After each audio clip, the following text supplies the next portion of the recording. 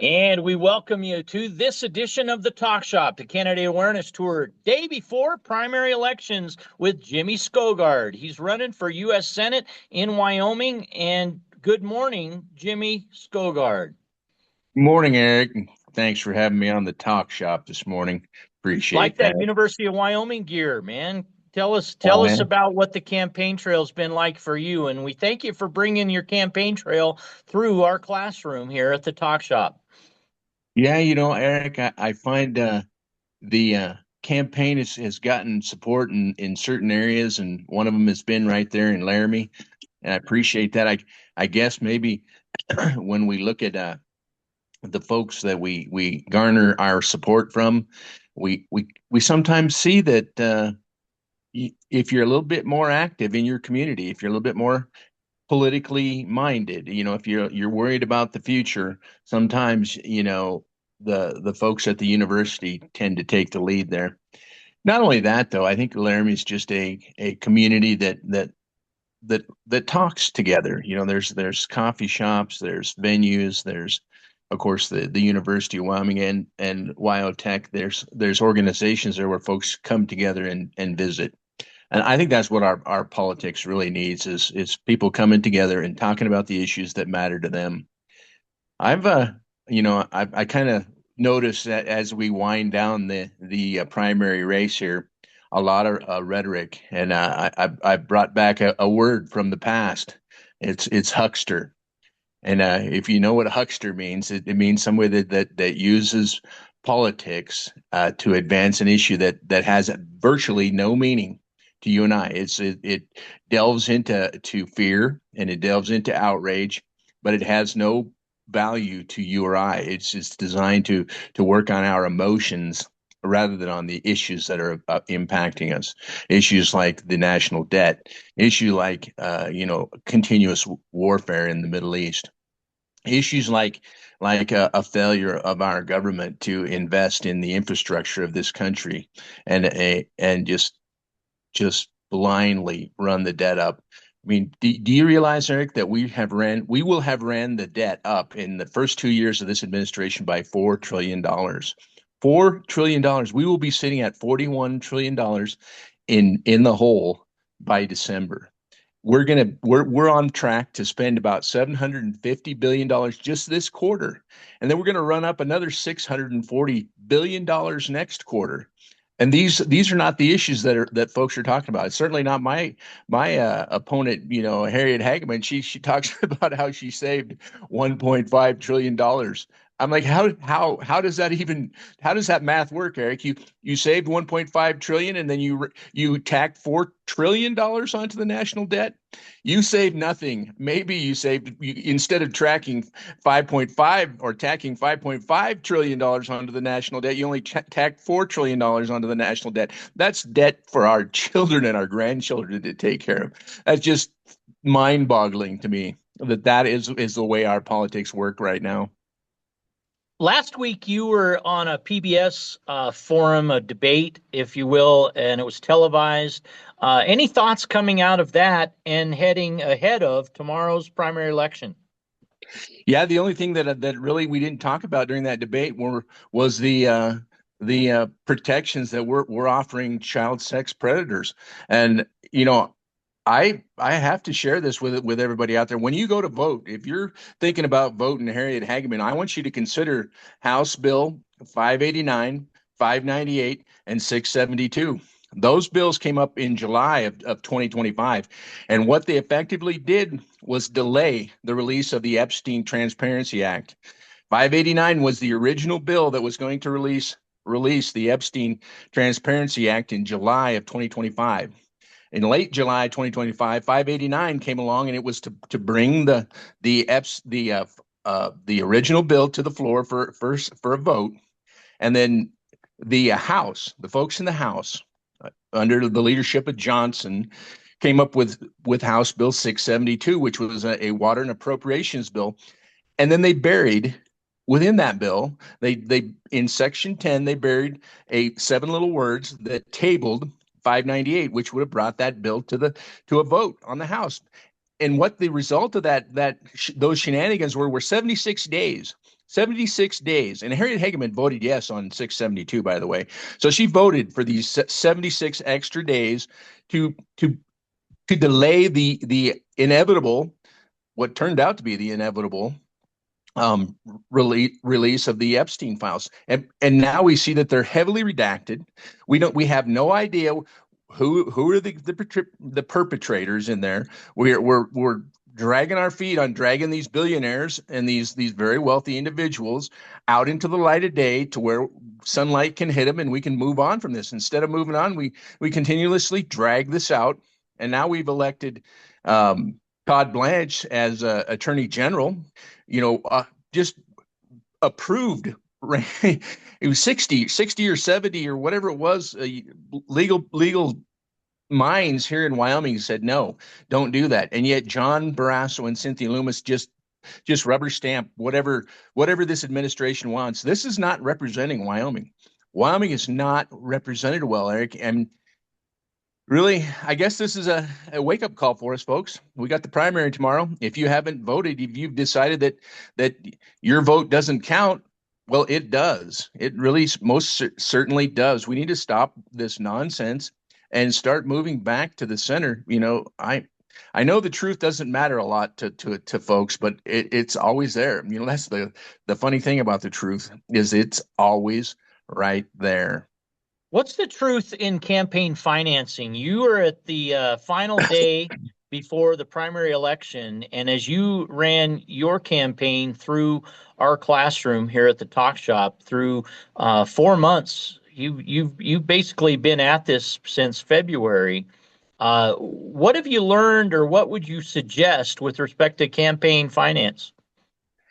I think we need to form a mechanism where finance takes a lesser role. I mean, I tried this year. I managed to raise about $3,000 for a statewide campaign, so not a lot of financial support. I mean, I don't have the legacy family support that is important in Wyoming and has served Wyoming well. I mean, legacy families have served Wyoming very well over the generations, and yet I noticed that the people really don't have a mechanism for finance. And so I would suggest that we work together to form a kind of a network, a free network that you can participate in, that you and I can participate in, so that we set up a server somewhere, we issue an email address or something like that, and then candidates that don't have the backing, the financial backing of billionaires, of out of state political action committees and in state PACs, and well funded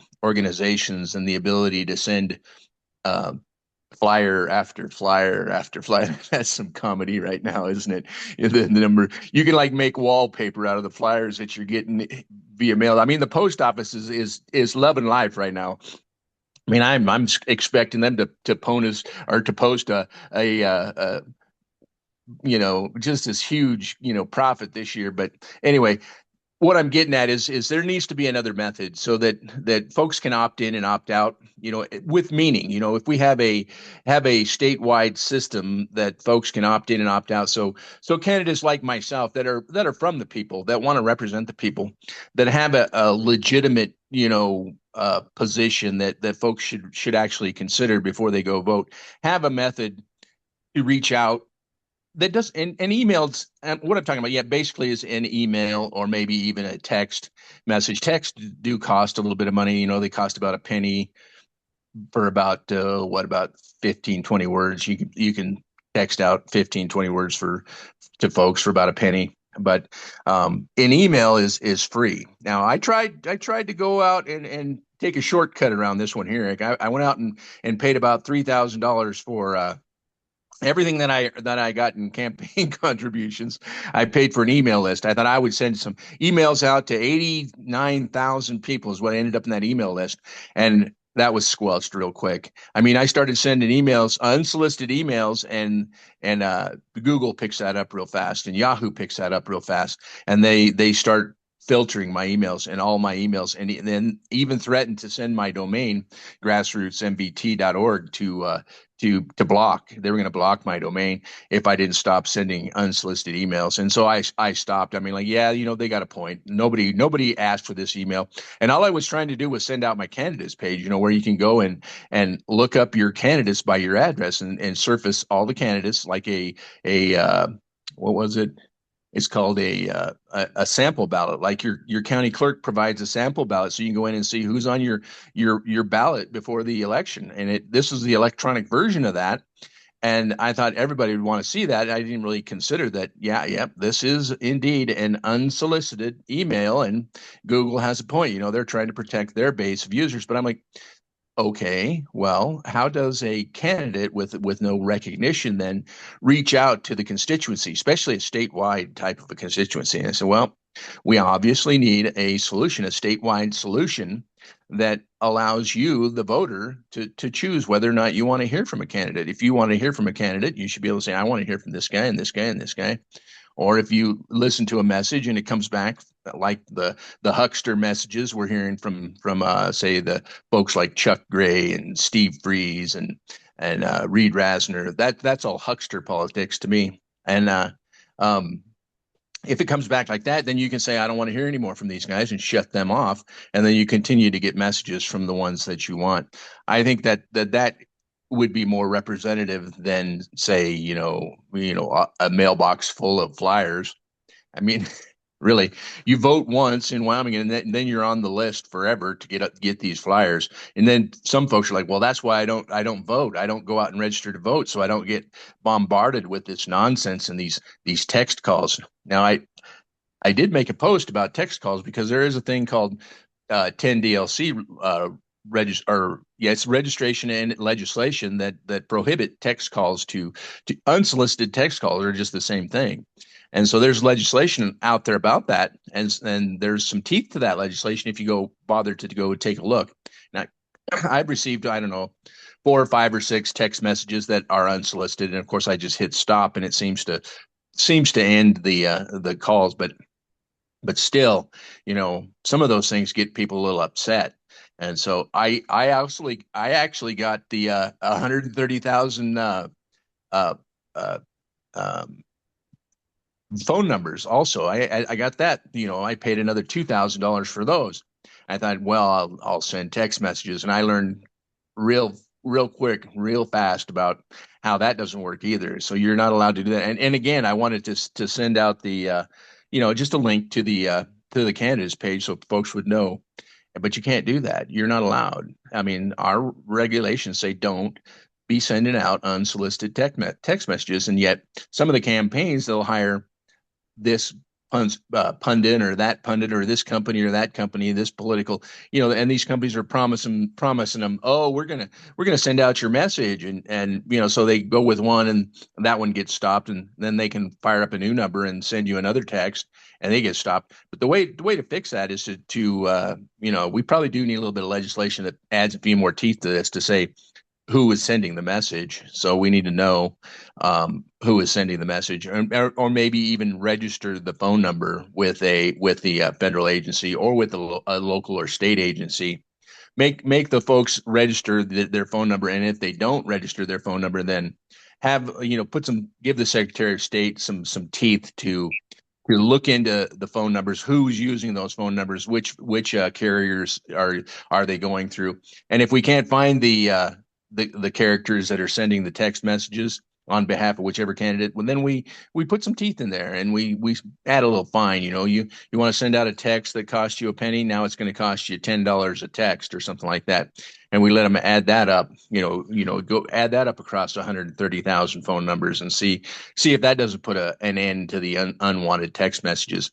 I built an opt-in page on my website, and I tried and tried and tried through this campaign to get folks to use it.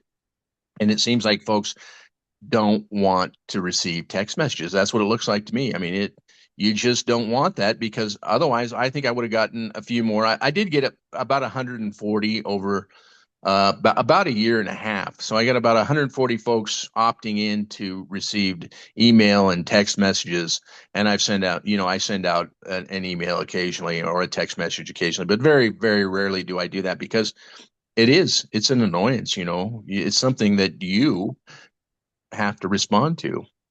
Jimmy, what was your reaction? What was your internal response giving the Wyoming GOP's uh, their endorsement that was issued prior to the Wyoming primary election for particular candidates? You weren't on the roster. Exactly, Eric. And you asked what my reaction is. My reaction is, hey, folks, we need to get involved all the way down to the precinct man and precinct woman level.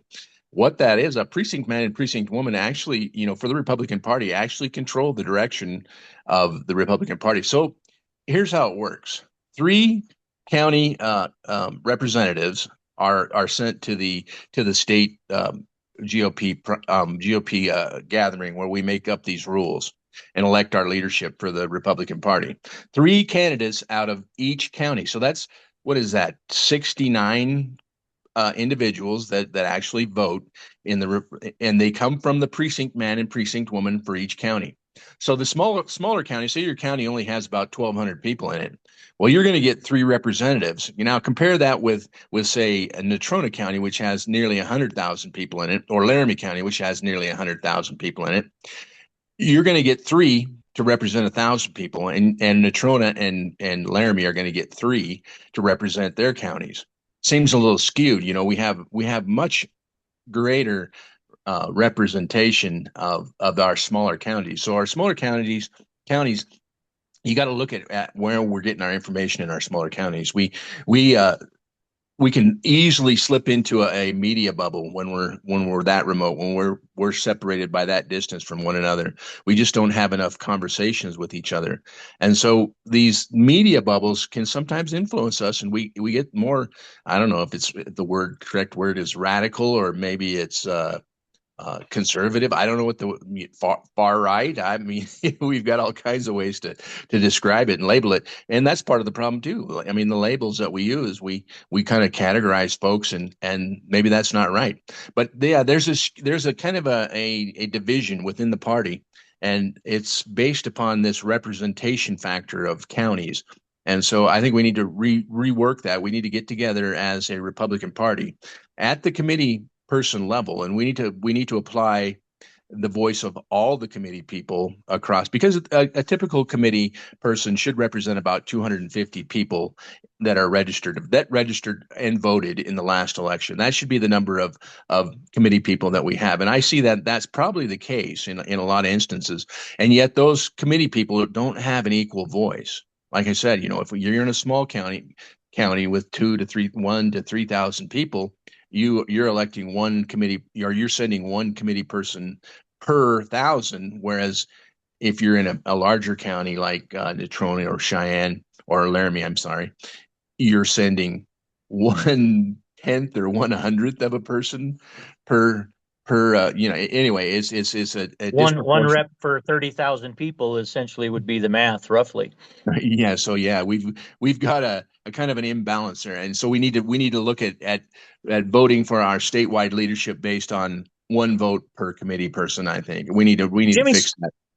Jimmy Skogard, our guest this morning on the Candidate Awareness Tour 2026. Jimmy, before you ran for U.S. Senate in Wyoming, what was your engagement level? 1 to 10, 10 being the most engaged, 1 being the least. What was your engagement as a fellow Wyoming citizen in our governance?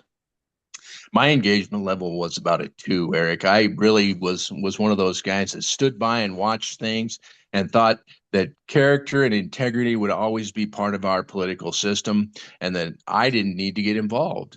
And when the 2024 election rolls around and we elect uh, people with zero integrity and absolutely no character, Then I look at that and I say, wow, how did that happen? It happened because people like me sat on the sideline and watched. You know, that kind of talk's going to get me labeled. I've been labeled about just about every label there is out there.